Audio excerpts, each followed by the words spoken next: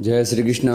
नमस्कार दोस्तों, स्वागत है आप सभी का मेरे YouTube चैनल आर के भक्ति ज्ञान में। भक्तों, आज की वीडियो में हम आपको मार्गशीर्ष मास महात्म्य के 19वें अध्याय की कथा सुनाएंगे। तो सभी भक्तजन हमारी कथा को श्रद्धा भाव और प्रसन्न चित्त मन से सुने। जो भक्त हमारे चैनल पर नए आए हैं, जिन्होंने अभी तक हमारे चैनल को सब्सक्राइब नहीं किया है, वो हमारे चैनल को सब्सक्राइब करें। वीडियो अच्छी लगे तो वीडियो को लाइक करें और कमेंट में बालकृष्ण लाल की जय, राधे राधे अवश्य लिखें। तो आइए भक्तों, अपनी कथा को प्रारंभ करते हैं। श्री भगवान ने कहा, हे चतुर्मुख, ध्यान का वर्णन सुनो। मैं प्रसन्न मन से इसका वर्णन करूंगा। इसका श्रवण करने से मनुष्य पृथ्वी पर सौभाग्य प्राप्त करता है। भगवान का ध्यान इस प्रकार किया जाना चाहिए।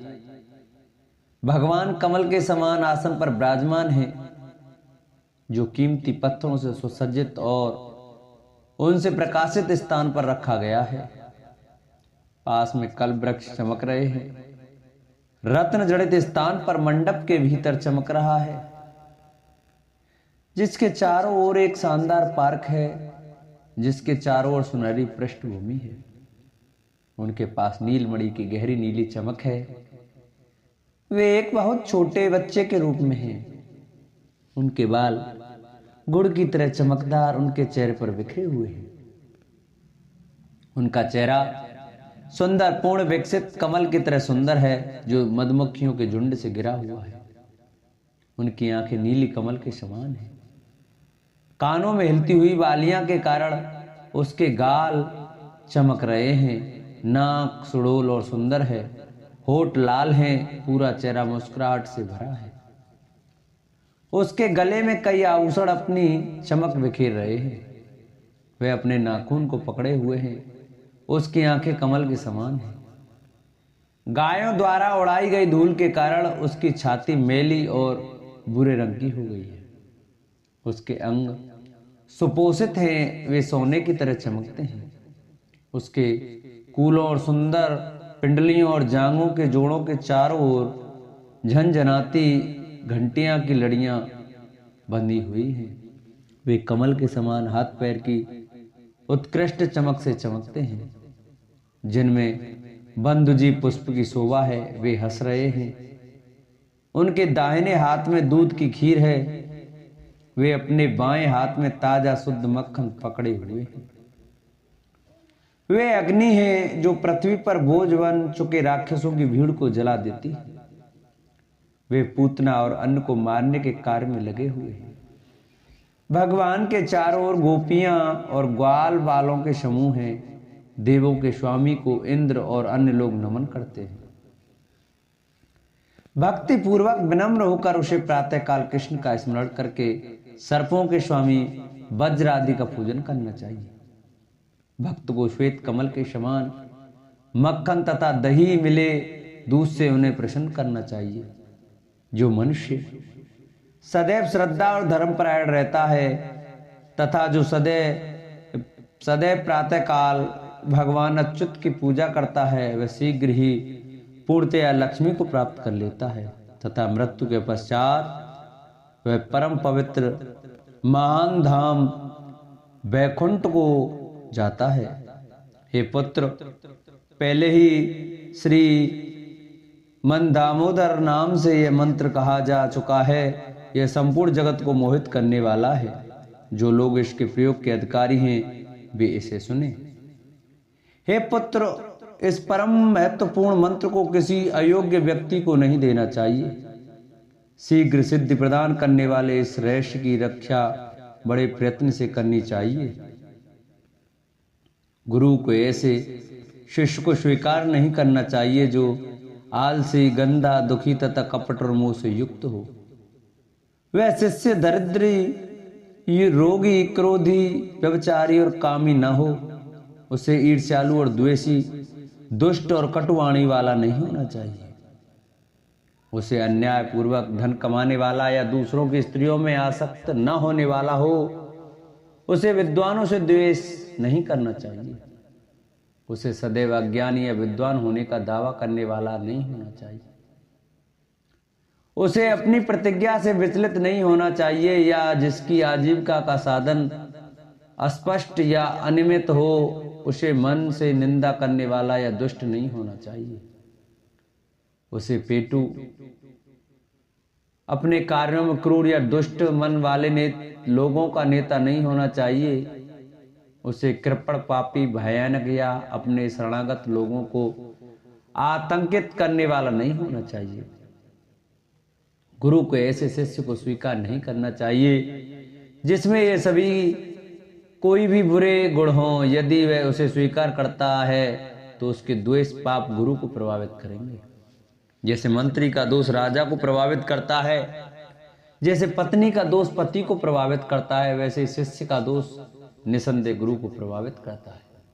अतएव गुरु को चाहिए कि वह शिष्य की सदैव परीक्षा करे और उसके बाद ही उसे स्वीकार करे। शिष्य को गुरु की सेवा में मन, वचन और शरीर से समर्पित होना चाहिए। उसे चोरी नहीं करनी चाहिए। उसे सद्गुणों, श्रद्धा आदि से युक्त होना चाहिए। मोक्ष प्राप्ति के लिए प्रयत्नशील होना चाहिए। उसे ब्रह्मचर्य व्रत का पालन करना चाहिए। उसे पवित्र अनुष्ठानों के पालन में सदैव दृढ़ रहना चाहिए। उसका मन प्रसन्न, आशीर्वादी होना चाहिए। उसे शुद्ध होना चाहिए और धूर्त नहीं होना चाहिए। उसका मन अशुद्धियों से मुक्त होना चाहिए। उसे दूसरों की सहायता करने में समर्पित होना चाहिए। उसे निस्वार्थ होना चाहिए। उसे अपने मन, शरीर, व्यक्तिगत सेवा और धन से गुरु को प्रसन्न करने वाला होना चाहिए। हे पुत्र, उसे अपने आश्रितों को प्रसन्न करना चाहिए और शुद्ध होना चाहिए। गुरु को मंत्र केवल ऐसे ही स्वभाव वाले शिष्य को देना चाहिए, अन्यथा नहीं। यदि वह अन्यथा निर्देश देगा तो देवताओं का श्राप उस पर पड़ेगा।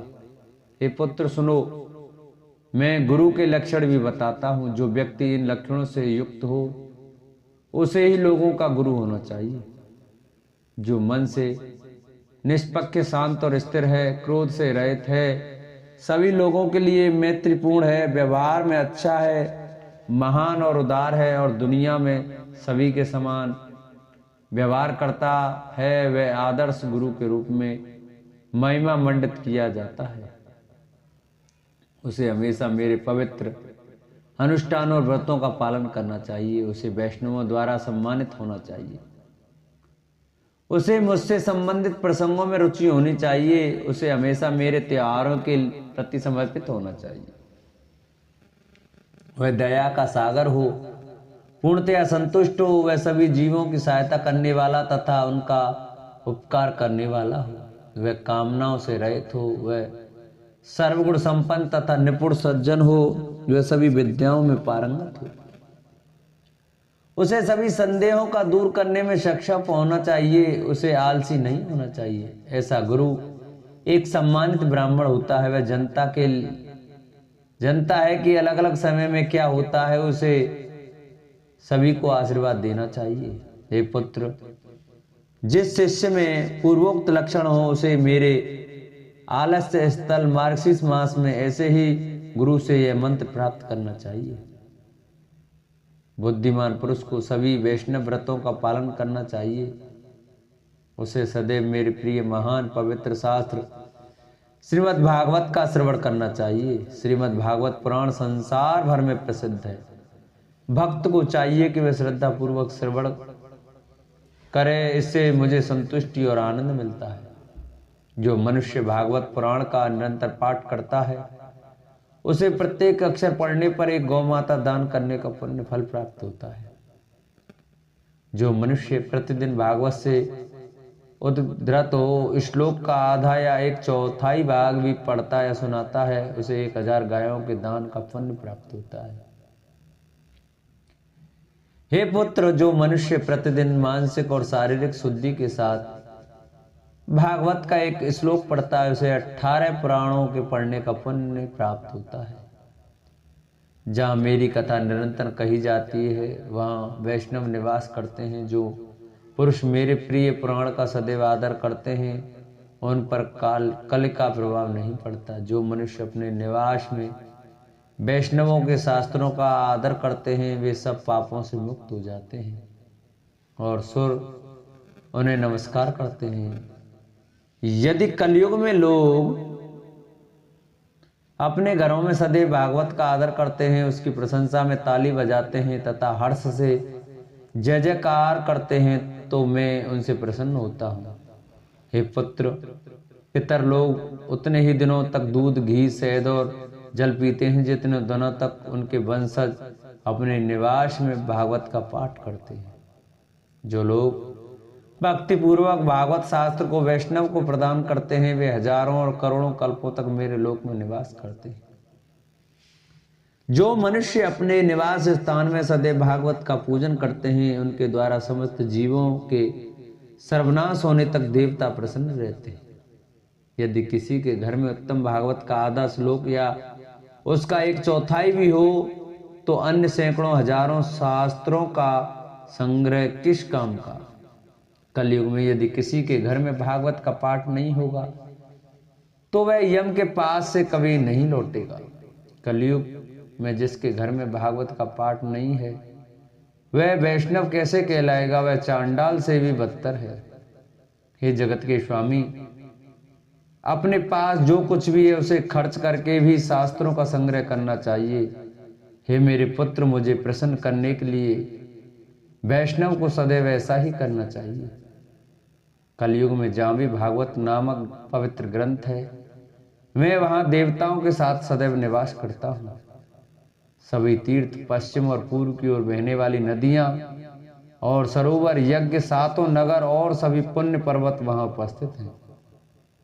हे जगत के स्वामी, मेरे शास्त्र को यश, पुण्य और विजय चाहने वालों के पापों को नाश के लिए यह तथा पवित्र मन वाले को मोक्ष प्राप्ति के लिए सुननी चाहिए।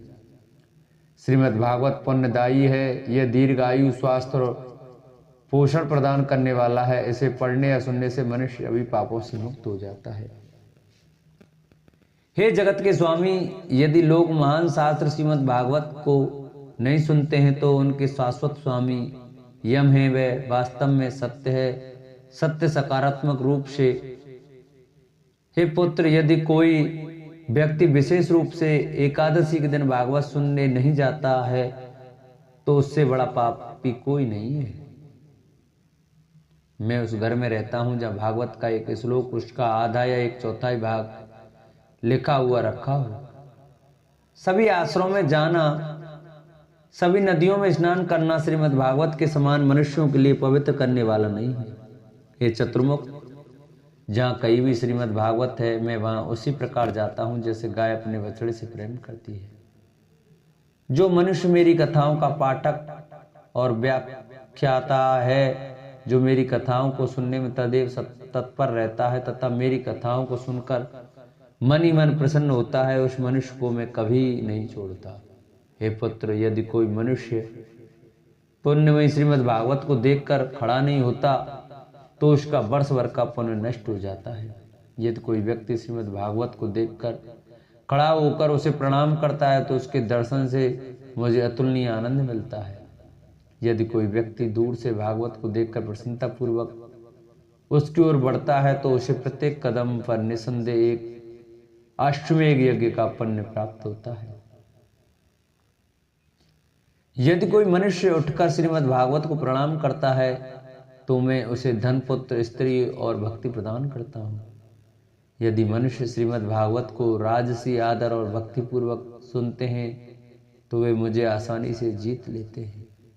हे धर्मात्मा, जो पुरुष मेरे समस्त उत्सवों में भक्तिपूर्वक महान श्रीमद् भागवत का श्रवण करते हैं, वे मुझे महान प्रसन्नता प्रदान करते हैं। वे मुझे वस्त्र, आभूषण, पुण्य, पुष्प, धूप, दीप और उपहारों के द्वारा उसी प्रकार जीत लेते हैं जैसे एक अच्छा पति एक अच्छी पत्नी को जीत लेता है। बोलो विष्णु भगवान की जय।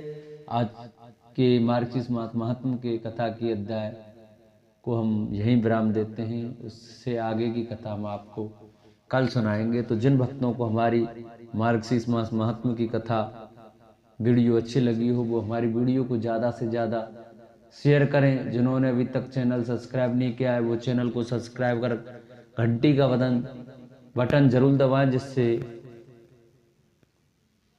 हम जो नई वीडियो अपलोड करें उसका नोटिफिकेशन आपके पास अवश्य पहुंचे। हमारी वीडियो अच्छी लगी हो तो लाइक कर कमेंट करें, कमेंट में ओम नमो भगवते वासुदेवाय अवश्य लिखें।